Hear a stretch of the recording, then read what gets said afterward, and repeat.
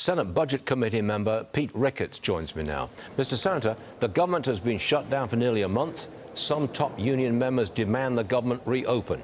Do you sense that a settlement is coming soon? Well, what we heard is just further cost of the Schumer shutdown, with folks like the air traffic controllers not getting their paychecks but being asked to work. And this is directly because the Democrats are not helping us reopen government. Republicans have given them more than a dozen opportunities to be able to do so. We still need 5 more Democrats to vote with us in the Senate. So remember, you got to get to 60 votes. Yeah. We've got 53 Republicans. We're going to need more Democrats to be able to get this done.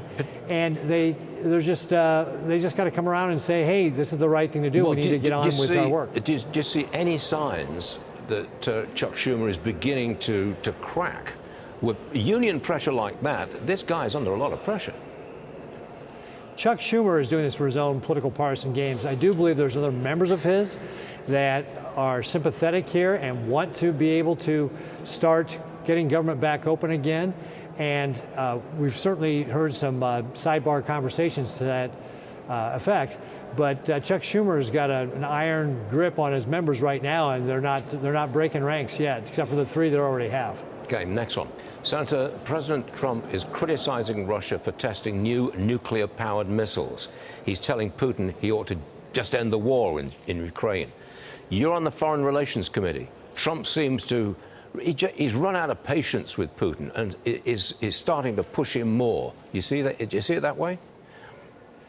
Yes, I do. I think that President Trump really admirably wanted to bring this war to an end and give the dictator Putin a chance to do it. But he's a dictator, and he doesn't want to end the war.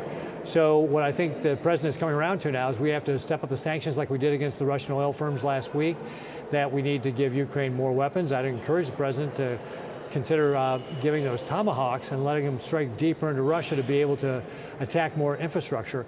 Because at the end of the day, the only way Putin is going to come to the table is when he feels the pressure.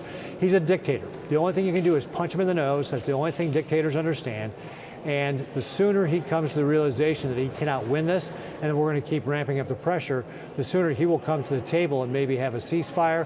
Then we can have some true peace negotiations. But until he actually feels the pressure, he's not going to do it.